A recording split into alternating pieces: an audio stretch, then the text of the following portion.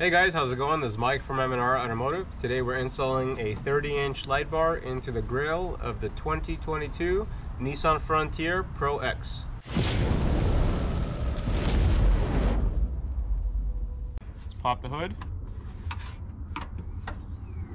So the first thing you have to do is remove these push pins to be able to get this plastic piece off, and you'll have room to the lower grille.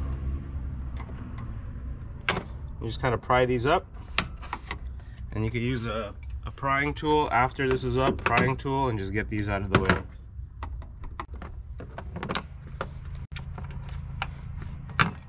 Four,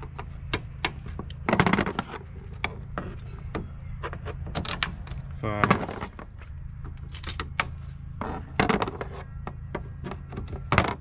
six. So next thing we're gonna do is grab the corner after we get the top off and just pry it back little by little. Get both sides.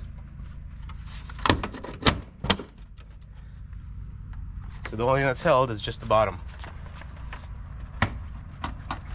Let's see what's holding the bottom together. So I see a large tab. You just gotta push on it. No? Do I just pull it a little bit? Let's see.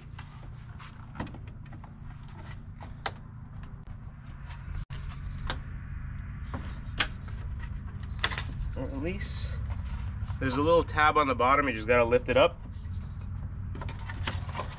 If you want to get in here, I'll show you exactly how I do it. The ones in the corners are harder, so just from the bottom press up, and then you'll be able to get it out like this. And there's 1, 2, 3, 4, 5, 6, and the one in the corner, 7 total tabs. After you release the bottom tabs, you can just remove the grill. There's one harness. This version came with a camera. You just unclip the harness and pull the grill off. That was super simple. I want to pinpoint the clips that we're removing on the bottom. It's hard to get the camera in there. So there's flaps that go inside and they clip in. So what we're doing, we're actually going underneath the flap, pressing it up, and then you're able to remove the grill outward. So there's how many clips? 1, 2, 3, 4, 5, 6, 7 total. And then there's those 2 clips that are held the grill on top. So 7 on the bottom, and these 2, and you just pull those open. Now that we have the grill removed from the vehicle, we can go ahead and install the M&R mounts as well as the light bar into it before we put it back into the truck. So first thing we're gonna do is take out these Torx bolts on the sides. We're gonna reuse these bolts. Now that we remove the Torx bolt, we're gonna slide it through the M&R bracket and reinstall it into the same position. Don't tighten it all the way. We'll do the final adjustment after we have the light bars installed. We're gonna do the same thing on the other side. Take it out.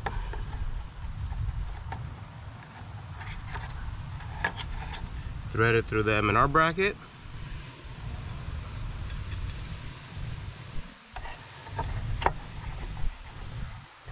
And reinstall it into the original spot. Okay, next thing we're going to do is go ahead and place the light bar in between the mounts. And finger tighten the side bolts.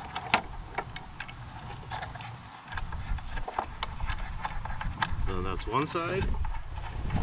And we're going to do the same thing on the other end before we tighten it and align it to a spot where we want it to be.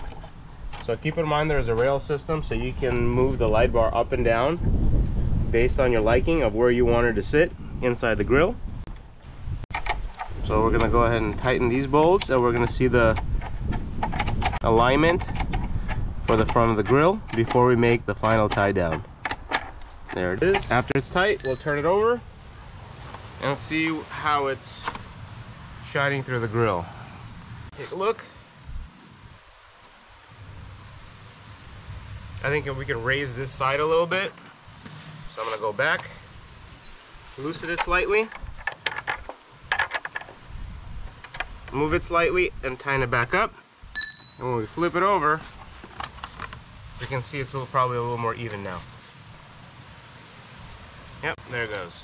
So we're gonna go now that we got the light bar in the proper configuration, we can go ahead and tighten the Torx bolts and reinstall the whole setup back into the vehicle. But When we're installing the light bar back on, these are the flaps that we have to kind of pry to the side when putting the grill back on, or else it'll interfere with the light bar. We're still reusing them, we're just putting them slightly outward.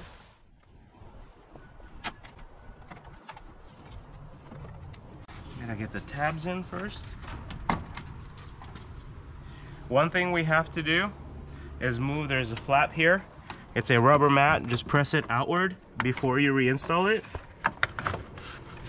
And everything else should click back in place. Where's the mat? There we go. You got all the bottom clips in. Reach in with your hand, move the mat, align the pins, and snap it back in place.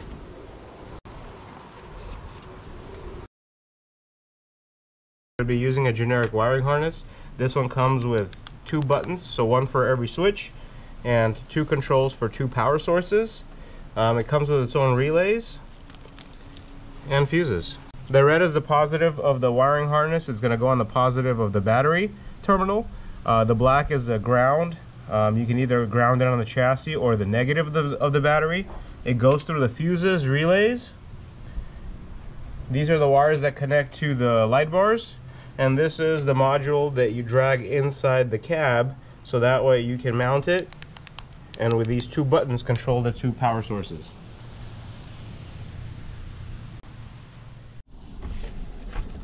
So here's the keypad that I've installed.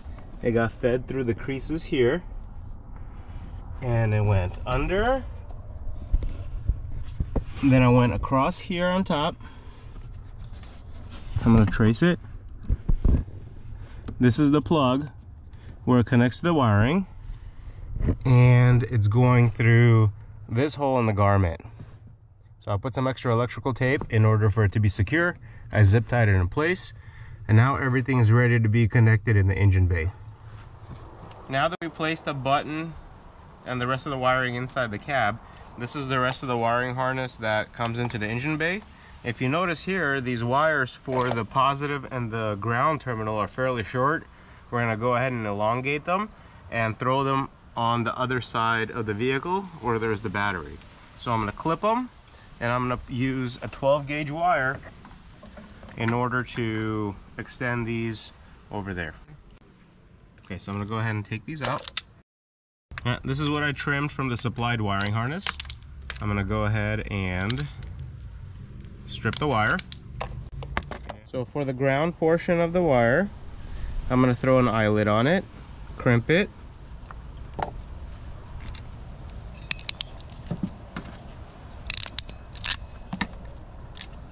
I'm going to ground it onto the chassis of the vehicle. I'm going to go ahead and try this bolt. It's a 10mm bolt.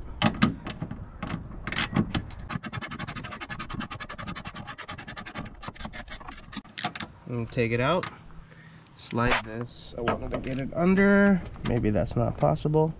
Let me see. Because you want to get it straight to the metal. Let me take off this clip to see if it'll release it. So just put something under it. Probably need a flathead screwdriver. Scissors don't work. Go ahead and take out this push pin.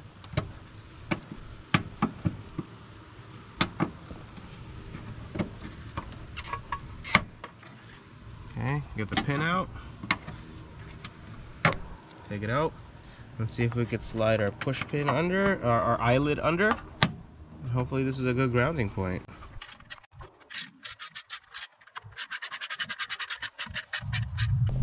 So this should be a good ground. So now we're going to do the same thing to the power cable. I'm using 12 gauge wire for this. I'm going to crimp the wire side. And we're going to extend this wire all the way to the battery. On the wiring harness side, so it's going to transfer from red to white. If you're picky about your wire, you can also get an extension that's red.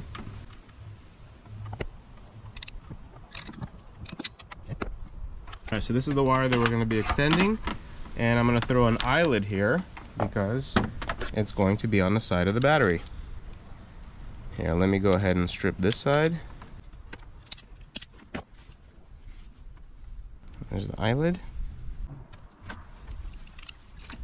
Okay, so this wire I'm gonna go ahead and zip tie and feed this through. I'm gonna tidy up some of this wiring so that way the harness doesn't move. So these are the relays that came with the wiring harness. So I'll make it all nice and tight, and then we'll clip the endings. Alright, so for the eyelid portion, what are we gonna do? How are we gonna feed this through? Okay, so I want to show you, kind of summarize what I've done. The ground, we're gonna use this bolt.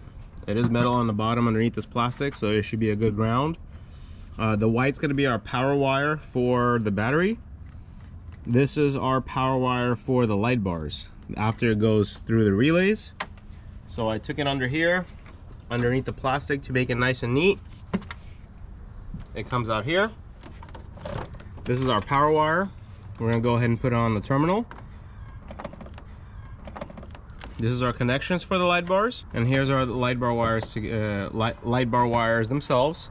So then after, we can go ahead and fuse them. So I'm gonna go ahead and do that now. So I'm gonna cut a little bit extra wire. We can always tuck it in there. So I've gone ahead and trimmed the extra access wire. That's coming from the wiring harness, and we're gonna be connecting those wires to the light bars. So each light bar has a positive and a negative. And the wiring harness, yeah, I'm gonna take the shield off. This is the wire from the light bar itself. It does have two wires. The red one is the positive, the black one's the negative. On the wiring harness, it also has two wires, so black to black, red to red, and it's going to provide power to one of the light bars. So I'm gonna go red to red, black to black. Oh, it didn't crimp.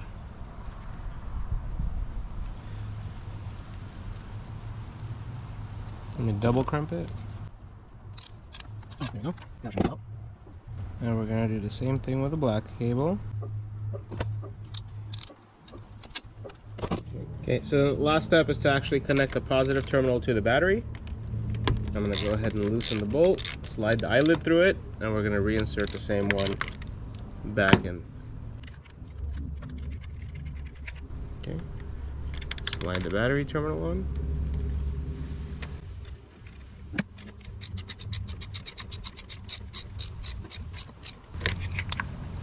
Okay, hide some of this wire here. There it is. Anything? No.